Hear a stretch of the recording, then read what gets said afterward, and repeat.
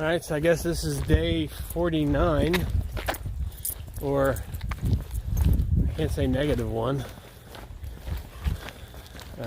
Post-apocalypse? Yeah, this is the day, one day post leaving trail. So this is the extent of the hiking I'm getting to do right now. This is our idea of social distancing. But Kelly seemed to think I should wear my pack, so I figured I'd wear my pack. It feels good, actually. It feels nice to have it back on my back. Otherwise, I feel like I'm falling forward. So, got home last night, back in Delaware, and things are definitely different than I thought they were going to be. I stopped at a couple grocery stores on the way here, and shelves are pretty empty. For those of y'all that are still out there, there really are shortages out here. You think you got tired of hearing me breathing heavy while I was hiking? Imagine trail running. Don't worry, I'm social distancing in my local area. That's right, I won't subject you to this. I'll stop in a few minutes. Okay, so this is about a week after the last video you saw, so I've been home a week today. It is Friday, March the 27th. I'll either put this up tonight or tomorrow. And figured I'd do kind of the typical what it's like to be home after being on the trail for 47 days video. I can sum it up pretty easily in a word: it sucks. But it was the right thing to do. Got home, like I said, a week ago, and Kelly was back at work, and Delaware has closed restaurants, closed most spaces. Like in my case, one of the things I do is I run a gym, a jiu-jitsu school with some friends, and we had to close that by order of the state for good reason. I play in a band.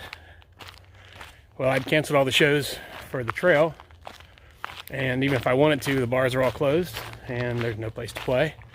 So essentially I've been home for a week with pretty much nothing to do. So not been the best of time when you're used to walking, at least according to my watch, 35,000 to 55,000 steps a day, to, for the most part, sitting on the couch. Ugh. But that's all there is to do right now. So that hasn't been fun.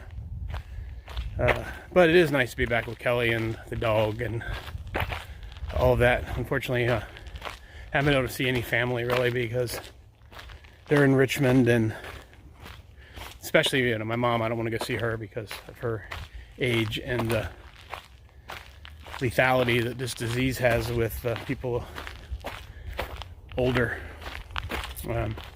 But I'm off the trail, so it's easier for her to contact me. As far as my future plans, I think it's like everybody else. I have no idea. We're gonna wait and see how long it takes for this to go by. If I was a betting man, it won't be done in time for me to get back on a no-bow hike this year. So I have to decide whether I want to contemplate a flip-flop if it's done in time, or just hold off till next year, or never. Don't know. Depends on how this all plays out. What I did learn really quickly is that I can't just sit around. It drives me nuts. So I've got to find some things to do. Hence why I'm out at least doing a little running. Man, running's different than hiking. I much prefer hiking. Just get about a mile and I'm out of breath and done. Knees are still sore from the trail a little bit. A lot of different, not different muscles, I guess, but different way you use the muscles running. So, not the most comfortable thing. But anyway, let me take a break and we'll find a place to sit down, and I want to talk just slightly about coronavirus and more specifically the hikers' reactions to what's going on out there.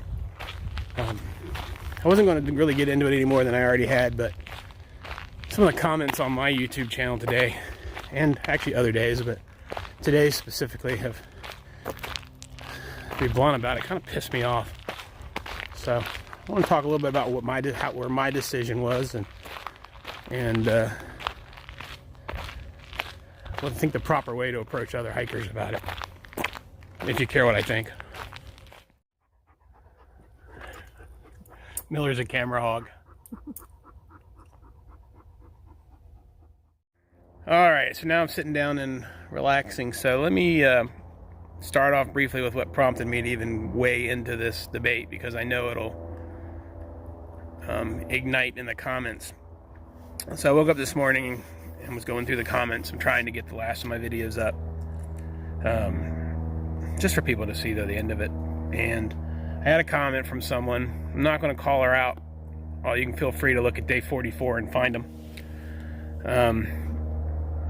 Essentially,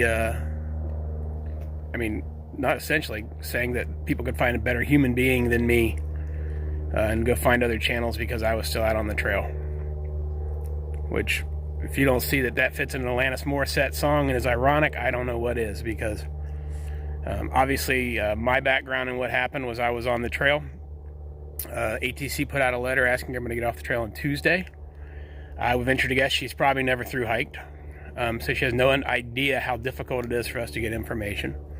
Wednesday, I got contact from my wife saying ATC had put this letter out, and I managed to get cellular coverage and found the letter. Thought about it for a few hours, talked to my wife again, and said specifically, since my wife works in healthcare, and I did as well for 30 years, that it was better for me to come home to help support her while everything was going on. In all honesty, at that particular moment in time, I didn't, and I'm not sure I still see the danger. For those of us that were that far north and weren't infected or weren't sick, to stay on the trail or continue going, but it was irrelevant for me. My decision was ATC asked us to get off the trail. My wife wanted me to come home. Easy decision. I came home.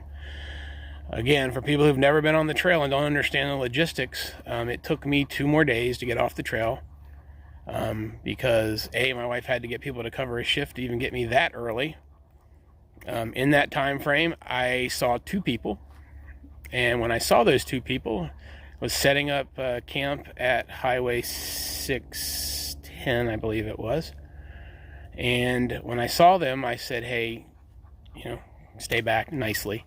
And they maintained their distance, and I sat on a log and talked to them for a few minutes, and they went to town, and they were the only 2 people I saw the entire time that I was still out there until the shuttle driver picked me up. So as far as I'm concerned, I got off the trail as fast as I possibly could. And to get that kind of venom and hatred from people who didn't take the time to even read the opening line of my video that says what day the video was recorded. I can take that, whatever. I don't honestly care what people think. I did what was right for me. What bothers me about it is if I'm getting that kind of hate and venom when I did leave the trail almost immediately, what's going on to the other hikers that are still choosing to be out there is pretty ridiculous. You want to see some good commentary about this? Go look at Darwin on the Trail. One of the bloggers that I really respect and have watched for a lot of years, and he has the perfect response to this. If you think you're going to change anyone's mind about staying on the trail or getting off the trail by berating them, by calling them bad human beings, you're just not... Oh, yeah. So, thanks, Kelly. A-holes. I was called an a-hole, as was Mischief, who also got off the trail pretty much immediately. That is no way to win an argument, and that is no way to go through life. You need to go through life trying to be empathetic, and if you're not sympathetic or empathetic, whichever works for you, you should try to be nice to people. I've made it pretty clear that I think at this particular point in time, the hikers should probably come off the trail. That's my decision for me. Just because a person chooses to be out there does not make them an a-hole. It does not make them a bad human being. They may not understand what's going on because it is a completely different world out here than what I experienced on the trail. But there is no place for us berating other people on the internet, hiding behind a keyboard, and trying to convince people by calling them names. Should I get off my soapbox? Yeah, I think so. Yeah, I'll get off my soapbox because I really don't want this to be the last video that y'all see of me. So the rest of my videos are coming out over the next couple of days. And hopefully I'll get back out there. There's my buddy. And there's the most important person, Teddy. But hopefully I'll get back out there. I don't know. I'm not even going to try to figure out at this particular point what's going to happen next. For those that hikers that are still out there, I think you know my opinion. If there's anything I can do to help you, don't know what that would be. But if there is, you know how to get a hold of me. I'll do anything I can for you. For those that aren't, and if I don't get back out there, thanks for watching the videos. It was a big surprise to me. I expected maybe 20 of my family members would kind of want to watch what was going on. Instead, I ended up with almost 4,000 people. I still don't quite understand why, but as early risers said early on, it would enhance my hike, and it did. It made me actually take pictures of things. It made me think about things from other people's views, and I appreciate it.